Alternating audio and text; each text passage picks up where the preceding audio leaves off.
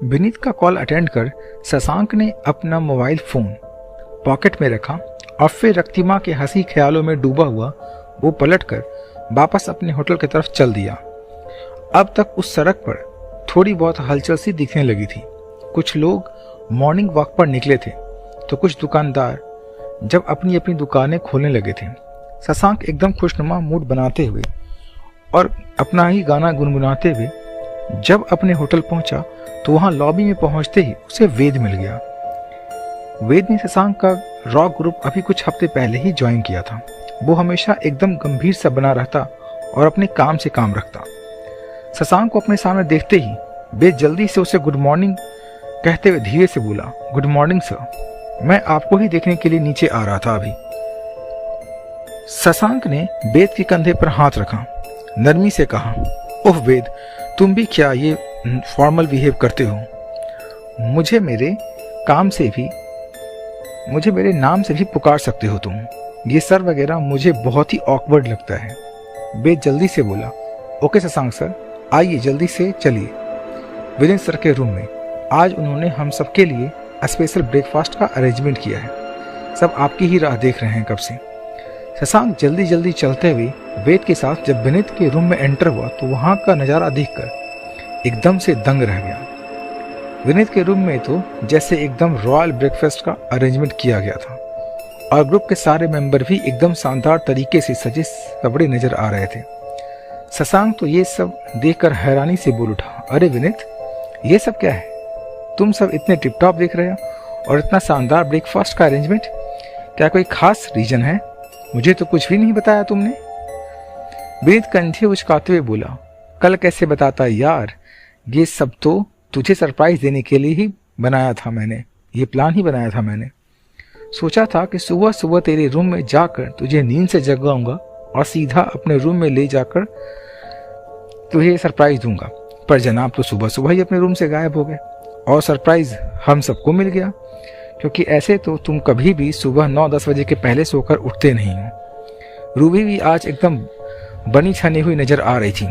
उसने शशांक को यूं खामोश खड़े देखा तो उसके करीब आकर इठलाते हुए बोली, व्हाट हैपेंड शशांक, इस तरह क्या देख रहे हो सबको, जैसे हमें पहचानते ही नहीं? अपनी रूबी को तो नहीं पहचानते? रूबी की ऐसी मीठी मीठी बातें सुनकर तो शशांक की हैरानी और ज़्यादा बढ़ गई। वो हैरत से सोचने लगा, इस रूबी को क्या हो गया? कल तक कांटे से चुभने वाली रूबी को जैसे आज नाजुक गुलाब के फूल की तरह इठला रही थी। हैरान परेशान शशांक ने विनीत की ओर देखा तो विनीत जल्दी से आगे आते हुए बोला, यार अब इस तरह खड़े मत रह, आज जल्दी से अपने रूम में जाकर फटाफट एक बढ़िया सा सूट पहनकर आ जा। ब्रेकफास्ट के बाद हम अपने रॉक बैंड का शानदार फोटो सेशन करेंगे। मैंने होटल मैनेजर को बोल दिया है एक अच्छे से प्रोफेशनल फोटोग्राफर को यहाँ भेजने के लिए। मैं आज शाम ही अपने इंस्टाग्राम पर ये सारे फोटो अपलोड कर दूंगा। हमारे फैंस को हमारी मौजूदगी का एहसास तो होना चाहिए ना। शशांक कुछ चिढ़ते हुए विनीत से बोला, इन सब की क्या जरूरत है विनीत, हम यहाँ वेकेशन एंजॉय करने आए हैं और तुम फिर से प्रोफेशनल इशू लेकर बैठ गए। रूबी अब मुस्कुराते हुए बोली, मगर वैकेशन के साथ साथ हमें अपने प्रोफेशन का भी तो ध्यान देखना होगा ना, नहीं तो सब लोग हमारा नाम ही भूल जाएंगे और फिर जल्द ही हम गुमनामी के अंधेरे में खो जाएंगे। विनीत ने अब शशांक का हाथ पकड़ा और उसे अपने रूम की तरफ ले जाने लगा। शशांक अपने रूम में पहुंचते ही कुछ और बोलता कि विनीत उसे समझाते हुए कहता है, देख शशांक, मैंने बड़ी मुश्किल से रूबी का माइंड डाइवर्ट किया है, नहीं तो तेरे बिहेवियर से रूबी इतनी नाराज हो गई थी कि वो तो गुस्से के मारे कोई दूसरा रॉक बैंड ज्वाइन करने के बारे में सोचने लगी थी। अब प्लीज तू भी थोड़ा समझदार बन और जल्दी से रेडी होकर चला आ मेरे रूम में। विनीत तो शशांक को समझाकर वहां से चला आया, पर शशांक तैयार होते ही मुस्कुराकर बुदबुदाया, रूबी को बहुत घमंड है अपनी आवाज और खूबसूरती का, लेकिन उसका सारा घमंड मिट्टी में मिल जाएगा जब वो आज शाम रक्तिमा से मिलेगी। शशांक फिर रेडी होकर विनीत के रूम में गया और वहां फोटोग्राफर भी तब तक आ चुका था। विनीत ने पहले फोटोग्राफर से पूरे ग्रुप के कुछ फोटो क्लिक करवाए और फिर सब हंसते मुस्कुराते ब्रेकफास्ट करने लगे। ब्रेकफास्ट के बाद फोटोग्राफर ने अपनी फीस ली और वहां से जाने लगा। तभी शशांक उसे रोकते हुए कहा, जस्ट मिनट, तुम आज शाम को 7 बजे फिर से होटल आना। रूबी अपने होठे से कुड़ते हुए बोली, तुम फोटोग्राफर को दोबारा आने के लिए क्यों कह रहे हो शशांक? शाम को तो वैसे भी हम सब ने मिलकर कौसानी क्लब में जाने का प्लान बनाया है। शशांक जल्दी से गर्दन झटकते हुए बोला, ओह नो, आज शाम को हम यहाँ होटल में ही रहेंगे। एक सरप्राइज तुम सब ने मेरे लिए प्लान की और अब आज शाम को एक सरप्राइज मैं दूंगा तुम सबको। रेडी रहना, सब सरप्राइज देखते ही जोर का झटका लगेगा तुम सबको। विनीत कुछ हंसते हुए बोला, कहीं तुमने किसी प्रोग्राम ऑर्गेनाइजर को तो यहाँ नहीं बुला लिया ना आज डिनर पर? शशांक ने मुंह बनाकर कहा, तुम भी ना विनीत, प्रोग्राम ऑर्गेनाइजर का नाम लेकर अच्छे खासे मूड का कचरा मत करे यार। आज जो सरप्राइज तुम सबको मैं देने वाला हूँ उसे देखकर तो शौक के मारे तुम सब पागल हो जाओगे, पागल।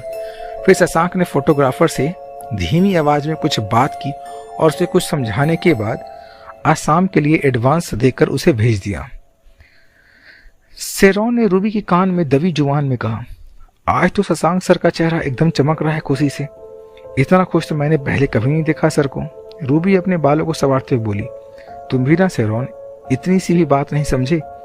आज मैंने अपना मेकअप ही इतने स्टाइल से किया है कि मेरी खूबसूरती देख शशांक के दिल की घंटी बजने लगी है। शेरॉन मुस्कुरा दी, लेकिन जाने क्यों उसे शशांक की खुशी के पीछे कुछ और ही राज नजर आ रहा था। थोड़ी देर बाद जैसे ही शशांक अपने रूम में गया, ग्रुप के बाकी मेंबर्स भी इधर उधर हो गए। विनीत तो होटल मैनेजर के पास चला गया और कौसानी के बारे में इंक्वायरी करने लगा। शेरॉन और अभय में बहुत गहरी दोस्ती थी। जल्द ही दोनों ने रिलेशनशिप में बनने की प्लान बना ली थी। बस इंतजार था एक अच्छे मौके का। शेरॉन और अभय दोनों आराम से टहलते हुए बातें करते होटल के लॉन की तरफ चले गए। रूबी भी अपने रूम में वापस चली गई थी। काम्या ने जब से द रॉक बैंड ज्वाइन किया था तब से ही उसे ये समझ में आ गया था कि इस ग्रुप में रूबी ही बहुत ज़्यादा इम्पोर्टेंस है, इसलिए वो हमेशा रूबी की तारीफ करते हुए उसके आसपास मंडराते रहती। आज भी काम्या ने जैसे ही रूबी को रूम से आते देखा, वो फौरन एक जूस का गिलास लिए हुए उसके रूम की तरफ चल पड़ी। रूबी को जूस का गिलास पकड़ाते हुए काम्या बोली, आज तो आपकी खूबसूरती देख शायद गुलाब भी शर्माकर मुरझा जाएगा। Really ma'am, you looking so beautiful. Ruby ने एक नज़र सामने पड़े हुए मिरर पर डाली और फिर बड़े गर्व से अपनी पलकें झपकाते हुए बोली, थैंक्स काम्या, मुझे तो जैसे बॉलीवुड में होना चाहिए था। वो तो शशांक की पहली नज़र देखते ही मैं उस पर फिदा हो गई, इसलिए मैंने उसका बैंड ज्वाइन कर लिया। लेकिन तुम देखना, मैं जल्द ही शशांक को एक वीडियो एल्बम निकालने के लिए कन्विंस कर लूँगी। फिर वीडियो एल्बम आते ही हर तरफ मेरे हुस्न और आवाज़ की चर्चा होने लगेगी। काम्या ने फौरन रूबी का हौसला बढ़ाया, ओह यस मैम, आप डिजर्व करती हो ये नेम एंड फेम। उधर शशांक अपने रूम में बेचैनी से टहल रहा था। वो जरूर होटल के इस रूम में था, लेकिन उसका दिलो दिमाग तो अब भी रक्तिमा की खूबसूरती और उसकी मीठी आवाज़ में खोया हुआ था। शशांक मन ही मन बुदबुदाया, क्या किस्मत ने ही उन दोनों को मिलाने के लिए यहाँ मुझे कौसानी भेज दिया। इतने में शशांक के रूम की डोरबेल बज उठी। रक्तिमा के ख्यालों में गुम शशांक ने अपना सिर झटका और फिर जल्दी से रूम का दरवाजा खोल दिया। दरवाजा खुलते ही विनीत उसके रूम में एंटर करते हुए बोला, मैं अभी होटल मैनेजर से मिलकर आ रहा हूँ। उससे पता चला कल शाम को मसूरी में एक 5 स्टार होटल में एक बहुत बड़ा म्यूजिक कंसर्ट होने वाला है। सिडनी और लंदन के रॉक बैंड आने वाले हैं परफॉर्मेंस देने। वैसे तो उस कंसर्ट में सिर्फ उस 5 स्टार होटल के कस्टमर ही शामिल हो सकते हैं, लेकिन हमारे होटल मैनेजर ने वहाँ खास जान पहचान है, इसलिए हम सब ग्रुप मेंबर्स के लिए वो स्पेशल पास अरेंज करवा सकता है। बस 25 से 30 हज़ार लगेंगे। शशांक के चेहरे पर भी खुशी झलकने लगी, क्योंकि उसे तो इंटरनेशनल रॉक बैंड वैसे ही बहुत पसंद थे। शशांक को खुश देख विनीत मुस्कुराते हुए बोला, थैंक गॉड, तो खुश तो हुआ, कम से कम नहीं तो आज ब्रेकफास्ट के समय तो मैं नोटिस कर रहा था कि तू बहुत खोया वैसा था अपने आप में। शशांक ने कुछ पल सोचा, फिर गहरी सांस लेते हुए एकदम इमोशनल होकर बोला, यार विनीत, तू मेरा बेस्ट फ्रेंड है। आज तक मैंने तुझसे कोई बात नहीं छुपाई, इसलिए तुझे बता रहा हूँ, आई एम इन लव। मुझे प्यार हो गया है रक्तिमा से। रक्तिमा? कौन रक्तिमा? किसकी बात कर रहा है तू? आज से पहले तो मैंने कभी ये नाम तेरे मुंह से नहीं सुना। विनीत शॉक्ड होकर चिल्ला उठा। शशांक आंखें बंद करके बोला, आज सुबह ही मिला हूँ मैं रक्तिमा से पहली बार, तो तू कहाँ से सुनता रक्तिमा के बारे में? विनीत हैरत से शशांक को घूरने लगा, पर शशांक वो तो जैसे अपने आप में कहीं खोया हुआ था। शशांक की इस दीवानगी का अंजाम क्या होगा? क्या वो रक्तिमा को बता पाएगा अपने दिल की बात? और आज शाम क्या रक्तिमा आएगी उसके होटल?